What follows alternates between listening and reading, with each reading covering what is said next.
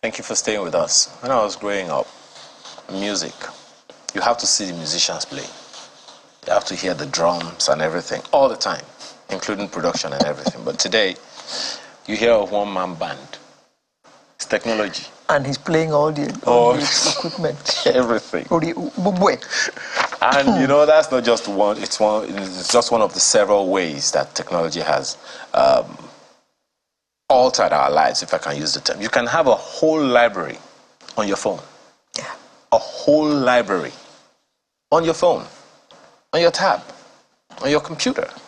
You know, when I was in UI, we prided ourselves as having the best university library in Africa. What does that mean now? Your library is in your hand. So, I mean, clearly technology has affected every aspect of our lives in this 21st century. Transport efficiency, safety, food and healthcare, socialization, productivity, you name it. Of course, the power of the internet has enabled global communities to form and ideas and resources to be shared far more easily than before. You could literally sit down on your phone and in 20, 30 minutes write a 500-page book. Yes, technology. In 20 minutes you can write a 500-page book. If you want to know how, come on, let me consult for you. But you know, consultant. But that's one aspect of it. That's the good of it. But then there are those who are old enough to hear and have heard so very frequently the good, the bad, and the ugly. We take technology for granted every day. Even when it's delivering us the best of everything, we just seem to take it for granted, including using it for raising children. Is it a good thing or a bad thing? Let's have that conversation this morning with Bolaji Salawe, who is an ICT UIUX expert. He has 15 certifications in the areas of technology and is a certified UIUX wireframing and design specialist. Thanks for joining us this morning. In other words, he's a computer himself.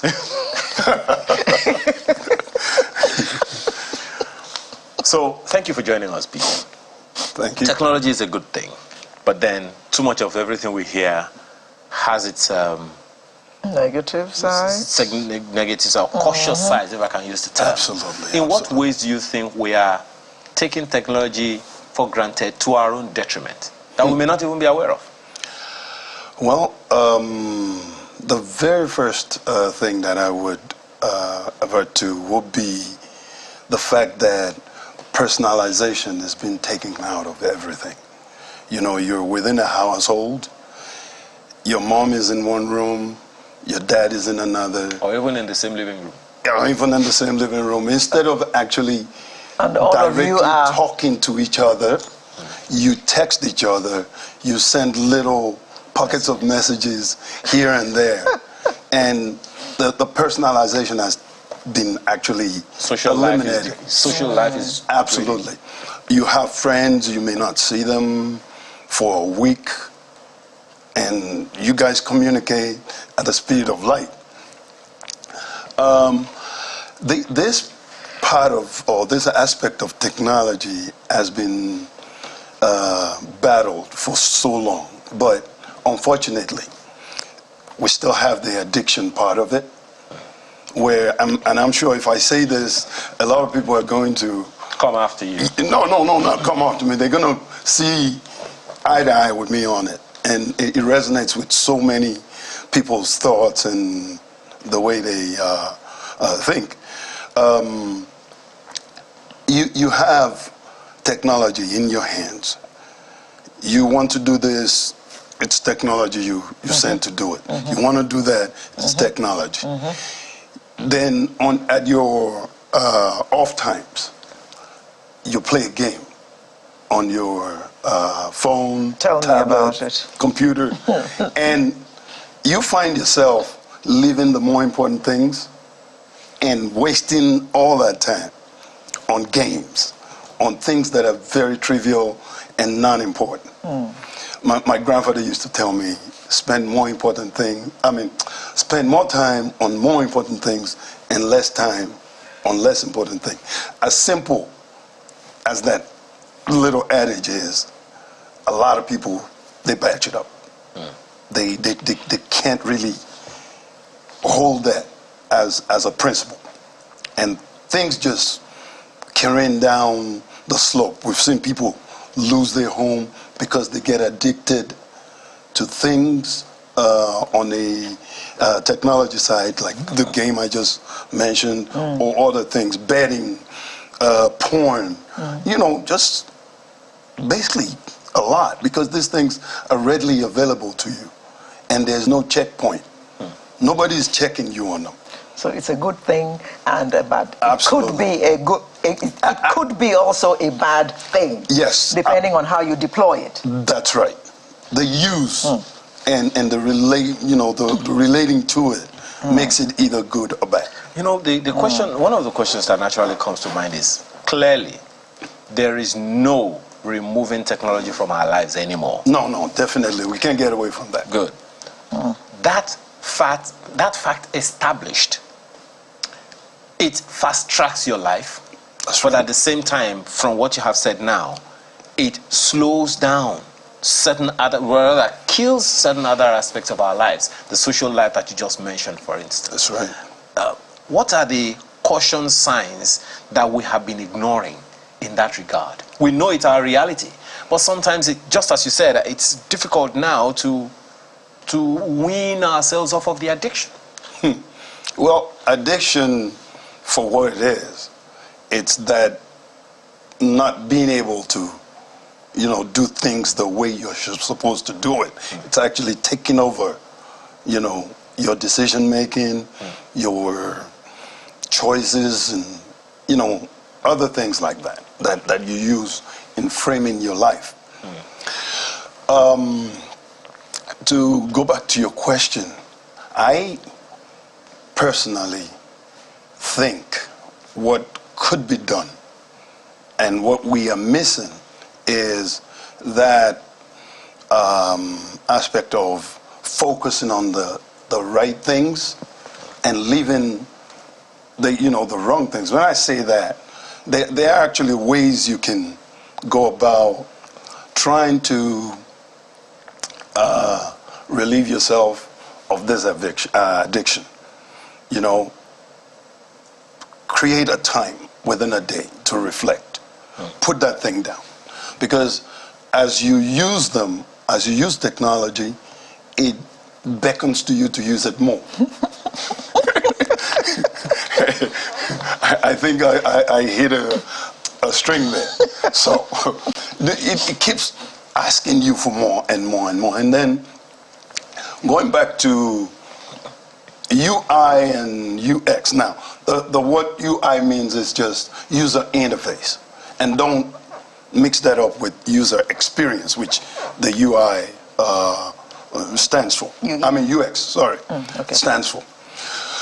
UI is just, you're sitting in front of a device. What you see, the display, where everything is. The appeal. The color, the pixels, the way they just come at you is what UI is. That's a user interface. The interface, the way you connect to that device. Now, the user experience has a lot to do with just how it feels once you're using it. The ease of pressing this. Even if you don't know how to use it, you've heard the phrase user-friendly before. User-friendly is just having that thing speak with you, even if you've never used it. The way you interact with it. You know exactly where to go when you want to do something. No one has told you. You just sit there and you're thinking in your head, I'd like to do this. Automatically, intuitively, that thing just pops up where you expect it to be. Now, there are certain people who pre-think these things, and those are the people that design the architects, if you may. Because they want you to stay on it for as long as possible. Exactly. So it's designed for that purpose. Designed for that purpose. And the keeping ease you of captive, use. so to speak. Exactly. Now, because, go ahead. No, go. Yeah. See, websites, they want you to be on their website as long as possible. Applications, the people who put it out there, the publishers, they want you to use it as much as possible. Because the longer you stay there, quite frankly, is the more money they make. A lot of people ask me, how do you make money by people just coming to your site? And there's an array of ways to make money. We'll talk about that. Okay. We're not talking about the business right now. We're talking about the impact and effect on people. On people, okay. Now,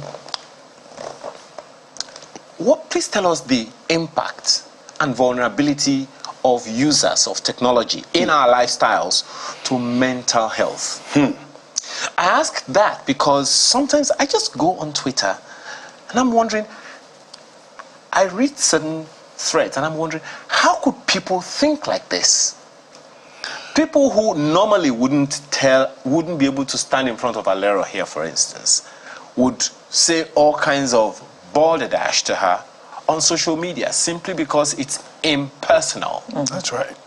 How first of all, talk about that before we go to the mental health part.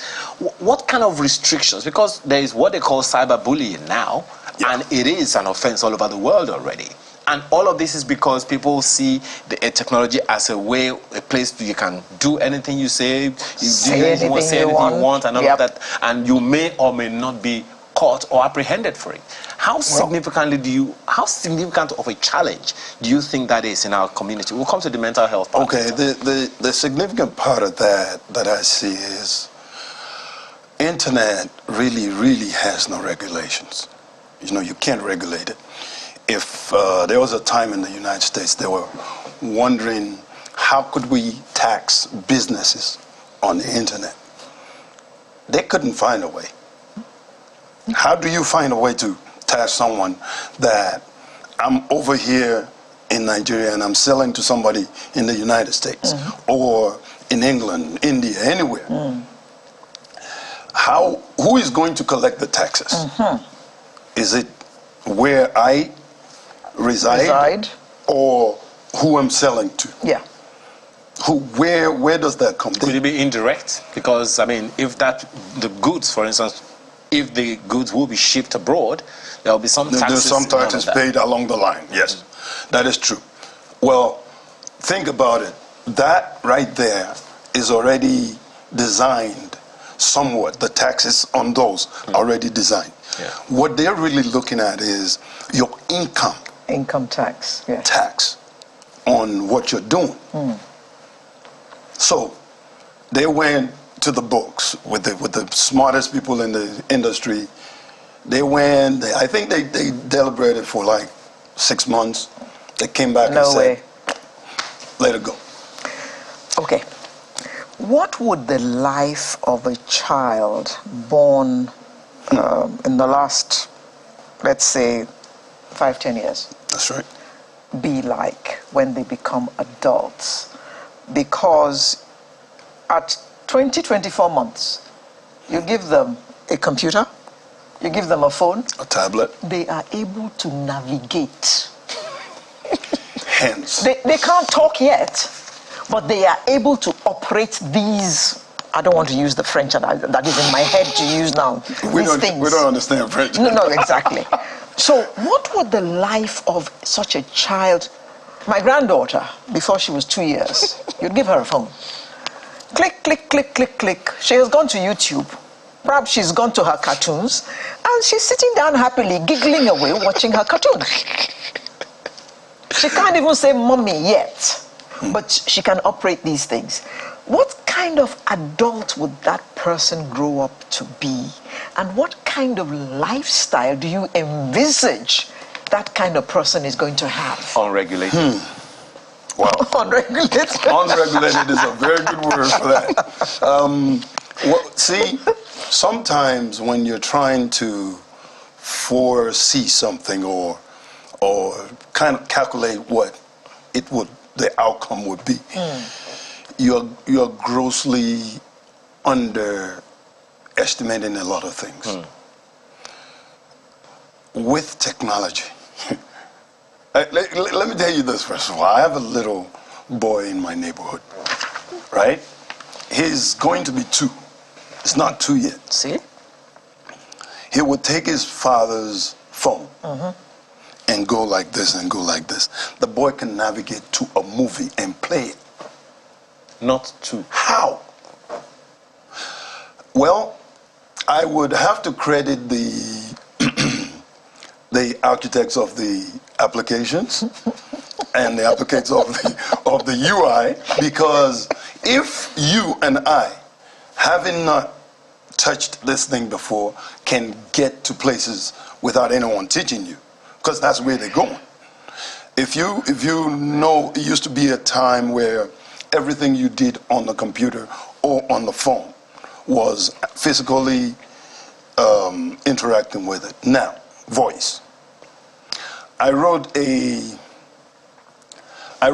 about a 300-page dissertation. I did not type once. Oh. Dictate. I dictated it. Now, where they're going now, because there's AI, and that's going to bring a slew. It has begun. I'm telling you, the thing is mind-boggling. It's mind-boggling, and you just can't put a finger on where we're going with it. So what should parents be doing? Parents need to spend that time. There are a lot of tools out there where you can restrict your children from certain things, and you need to use them. Because of the nonchalantness of parents, the negligent aspect of things where you're only worried about what you're doing, how you're going to do this and do that and get this going. You tend to just take your children, dump them on somebody, whether it be a niece, a nephew, a babysitter, whatever. Not somebody with full interest in what that baby turns out or to be. even dump them on technology. Alera, you remember we had a guest here who said, look, how do we even raise children these days? Okay, this child is disturbing me, please take this Take that and go. And then just go and be playing. And you doing what you're doing, you're not looking at what the baby is saying. Looking at. So how injurious is that? Because a good number of people watching now are wondering. Because they are overwhelmed themselves. They have to go to work 9 to 5, get home at 9 p.m. Absolutely. See, they call something keeping up with the Joneses. And when there's a family and you're looking out there to see or to look at who you measure up with, or have you measured up with your next door neighbor, I mean, it just happens. It happens to where you get to neglect the real important things, because now you've picked up something that is not important. Again, going back to spend more time on important things. You just sit down there, you worry only about what you're doing. Meanwhile, that same time that you're supposed to be watching your children, monitoring them, giving them advices, they come to you, ask a question, you could probably turn them to something else, or, circumvent that question, go somewhere else. We already have a lot of things that these children will ask you that you feel as a parent you can't tell them now. But they already know. They already know. Would you rather they know from you or from somebody else or technology? And the way technology works, it just dumps it all on them. Did you see the video of a car factory that only had about 6 human beings? All robots. No leave of absence, no break, no lunch hour, no coffee break. That's right. The machines are just going. That's right. I mean, what's the implication of that on our lives in a short period of time? Well, if you noticed, in Nigeria as a country, we have an all-time high level of unemployment. But what that has done is make people think out of the box, create their own little thing, and this and that. Now, that's a good thing. But what it does is, and they're battling with that also now in the U.S. In fact, there's a bill on the table that they're working on right now to see if they can restrict children from having certain types of businesses, because they say, okay, a company, you cannot give this child this much money for just appearing and being a spokesman. Now, the child that you're talking about is an influencer, has loads and loads of millions of people following them. I don't know. I think this thing's over sometimes. I've not grayed yet, but I think I can feel it coming from inside my head, about to come out and turn all gray. You know? But we still can do something about it. We still can do something about some things about it. Now, the impact of technology on our lives, well, let's just say technology has altered our lives in a significant number of ways. Absolutely. In terms of communication, that has greatly improved. Oh, beautiful. Because, those are part of the advantages. Yeah. But then it's easier to shop now. I mean, you can literally, Alera was trying to shop on Instagram a little while ago. You have more access or better access to information. Snitch. I love you too. You can bank without leaving your house. Yes. That's what I'm saying. You can do so many things. You shop, you live, and that also causes people to become recluses. Which is where I'm going. Okay. Now, so it's that balance that is delicate. You need to improve your motor skills by moving. That's right. But now, with the ease of technology, you literally just sit down at home. Go figure why we have a lot of diseases around now. Exactly. So it's that balance. Obesity being the major one amongst them. But there is one that we are not even looking at, and that is the mental health that we talked about earlier. Mental health, unfortunately, in this part of the world, and when I'm saying that, I have to, draw a circle around Africa. Is not looked upon in the right way. And we don't recognize it often enough, fast enough, when you can do something about it. Look at suicide. There was a time in this same country we're in, you keep hearing it, somebody jumps off something, parks right there beside the ocean and just flips over. Now, for someone to get to that point, they must have given a lot of signs. Those signs elude us because we're not paying attention to them. But they themselves have become recluses, as you say. Exactly.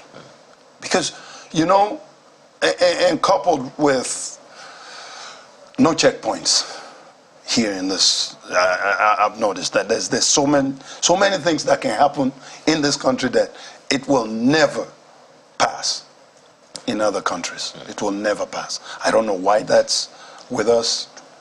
Yeah, I don't know what we're planning on doing. Our lawmakers, they need to get more with the way things are. Times. Yeah, times, and see what we can do about these things. But unfortunately, it's none really. When you think about it, it's none of their concerns. Remember how many children overseas have committed suicide because they were bullied online? That's right. By people they didn't even know. They would tell a child that it was too fat, and before you know what is happening, more messages come to him that he's too fat, and the next thing he's doing is going to kill himself. And those are the ones that are, regressive in their behavior. They just inward. I think what introverts. Yes. What I can just draw from all of these, Mr. Salaway, is a need for parents to pay attention to the important things. Absolutely. And even the parents themselves. Not just parents, people. Parents, Even parents adults. parents themselves need to be parented. Exactly. So on this particular Exactly. matter, My goodness. well, once it is new, you just almost are not able to get over it. I'm sure there is a conversation we'll continue because it's very, very, it affects our lives in. It's very, very now. In fact, as we sit And here, it's possibly even getting worse. as we sit here, things are going on, whether it be in the mind, in our lives, and that we ourselves are succumbing to. You know? Unknowingly. That's the word. But one thing that Unknowingly. I know right now is that we have to end this segment. Okay. That one is not unknown. And we just have to thank you for being here and trust that maybe we do this further because at the end of the day, it's very, very important for people to know that there is technology and then there is life. There are two different things, even though they integrate. Bolaji Salawe, ICT expert, thank you so much for your time. Thank you very much. So we're back in another minute or two to take on the home stretch. And you were telling us about this particular person, an actress, a pretty well-known actress. Do you remember that movie Domitilla? And all the noise they made when it came out. Oh, that commercial was something else. Oh, really? Oh, yeah. Then there was a song.